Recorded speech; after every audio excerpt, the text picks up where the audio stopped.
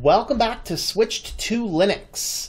Well, today I wanted to take a little bit of diversion a little away from Linux a little bit, and I want to talk about content creation and specifically how you can get started on YouTube or any other potential channel that could be coming down the lines with it. I know, there's nothing else even close, and some people argue that it's too hard for any company to get into this.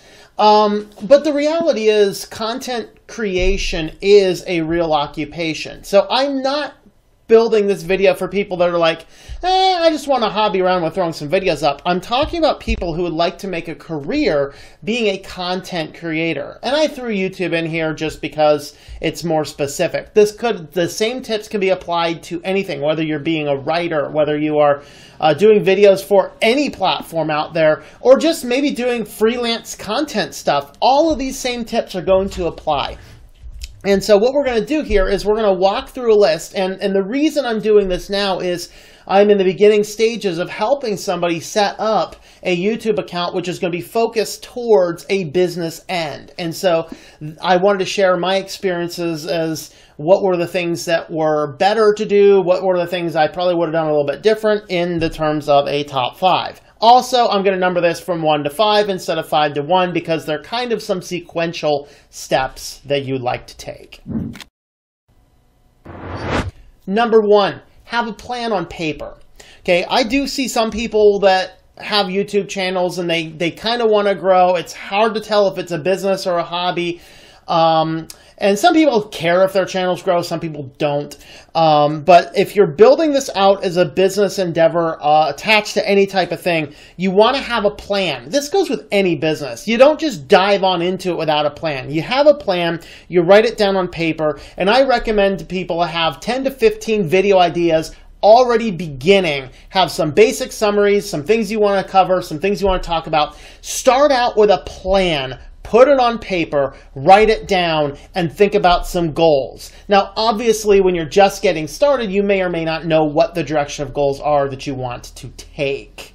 So keep that in mind.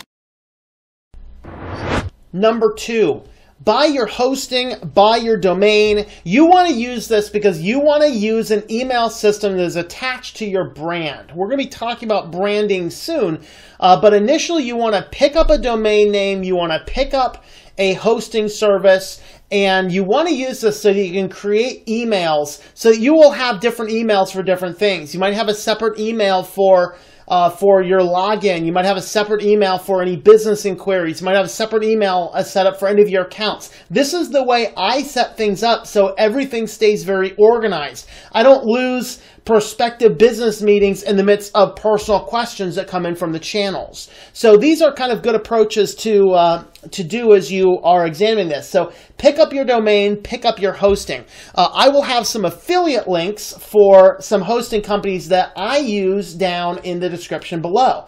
So these are 2 hosting companies I've used in the last year that have had great service. Their customer service is good. Obviously, there's going to be issues with anything. What I look for in any hosting company is I would look to make sure it's not associated with the EIG group because they buy up a lot of hosting companies and drive them into the ground. And they own about a good 50 or 60 of the more common ones that you would have known about. So I look for hosting companies that are not owned by them, and generally I ask them, are you planning on selling out? And if the answer to those is yes, then I say no. I also avoid big companies like GoDaddy because their services generally are bad. There was a short period of time I almost recommended them, but no, GoDaddy's pretty bad. One of the big ones that I recommend, there will be an affiliate link for this down below, is A2 Hosting. You can do shared servers, VPS, dedicated. You can pick up your domains. You can do reselling, hosting solutions, just all sorts of things like that. Another one that I've used in the last year that we've had great success with is SiteGround. Both of these also offer free SSLs through the Let's Encrypt model, which is a great thing. They auto-install themselves, keep themselves up to date. You'll get emails about it, and that's it's pretty much set it up and let it go. So both of these companies are great. Check out the affiliate links in the description down below for these. These are services that I personally use. I'm not going to sign up for affiliate programs for other services that I would not actually use or would not send my customers to. So that is my number 2. Pick up your hosting, pick up a domain. Number 3, determine what software you're going to use. This is about the closest to this channel's focus we're going to get here today. And because there is a lot of free and open source software, don't lock yourself to the Windows software. Don't lock yourself to the Mac software. Don't lock yourself to the Adobe software. While those can be very good software, they're also very expensive. One argument could be made for cracking software. Check out Techlor's video on that. Because he did an interesting argument that was an interesting argument. I personally don't do that because I do consider that probably running afoul of some laws.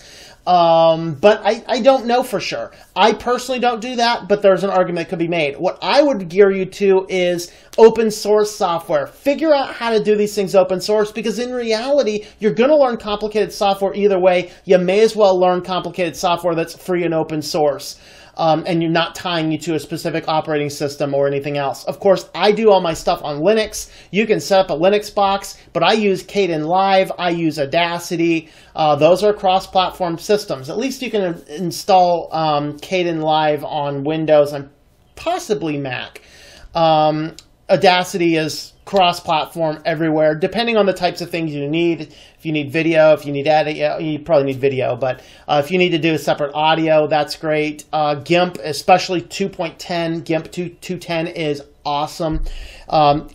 Figure out the software that you need to use and start watching some tutorials. Learn how to do it. Your first few videos are not going to be very good. That's okay. It doesn't matter. You're just identifying the software, gathering the software, and learning some basic tools and tips on how to use those softwares. Number 4, get out your brand assets along the way. So what this means is develop a logo, develop a style for your site, develop how your set's going to look, develop a lot of the different things you want. Are you doing more of an animation type feel? Are you doing a talking head feel? Are you doing, something in between? Are you doing a model that's just collecting clips? Figure out your brand, because that way, no matter which types of accounts you're using, if you want to use social media, if you're wanting to use, obviously you want your website. And the biggest reason you wanted that hosting and the domain, obviously your email, but you also want a website. You want a place to send people to, because when YouTube goes crazy, and they will, and it's like all of a sudden you don't know where to find you, if you have been pitching your website and people like you and YouTube goes crazy and you're gone, they can go right to your website and see a status update, and that's a system you control. That is why that is important to go ahead and get that set up. So your brand assets will help easily identify you across your various elements. Your logo should be the same, whether you're on YouTube, whether you're on Facebook, whether you're on Twitter, whether you're on Instagram, no matter where you happen to go. And by the way, I don't recommend most of those. But wherever you happen to go, wherever your business model leads you to be, you want to be utilizing logos and brand assets that people can see and identify as you. That is very important because it builds up that brand recognition, and the brand recognition is what steers you along. That's why I generally wear this custom-made Switch to Linux shirt. This is a one-of-a-kind shirt because I had it made for brand assets. Of course, the logo has evolved a little bit. If you see the logo on this shirt versus the one that's actually on the video down here, it has slightly evolved a little bit as time went on. So set up your brand assets, because that's very important to do.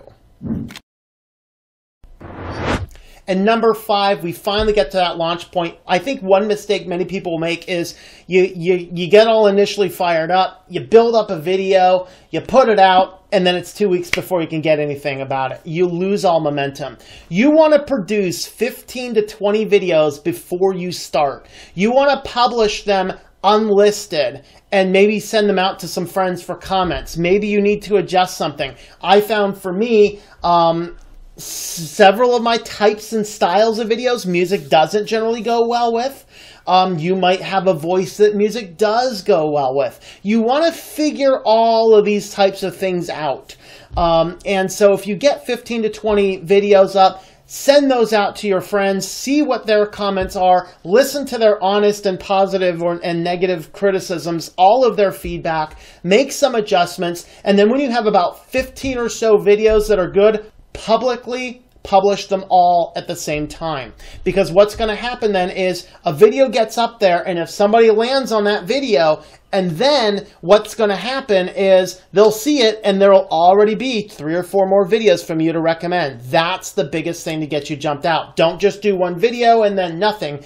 Do about 15 or so, publicly publish them all simultaneously, and that's the best thing. And of course, the next thing you want to do after you get these 15 videos out, you need to get the word out. So what you're going to do is find like channels to yours, and you're going to go and actually engage. Now, what that doesn't mean, you don't go to their channel and say, hey, I subbed you, sub me. Don't trade sub for sub. It doesn't work. You don't want to go over there and just, hey, cool channel, check mine out. You don't want to do that. You want to watch a video on a topic you know something about and leave a good, thoughtful, real comment. Leave a good, thoughtful, real comment. Because when people read a good, thoughtful, real comment, they're like, click your name, and they go back and see you have a channel, they'll watch your videos. So you want to get onto other different places, and that's kind of a way that you can do kind of like a silent collab, I'll call it, where you can just kind of get out there and just get your name out by putting real comments on other videos. It's just a great way to get people steered back to your channel, and you could very well find yourself added to somebody's regular list. So those are my top 5 ideas on how to get started on YouTube or any other type of content creation. Of course, I do the similar model with writing and whatever else. So those are my tips. What are your tips? Let me know down below.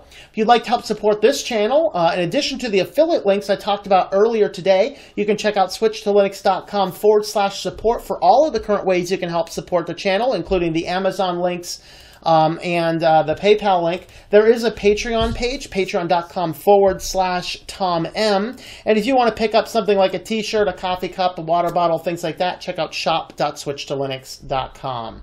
So thank you for watching, and I hope that you enjoy switching to Linux.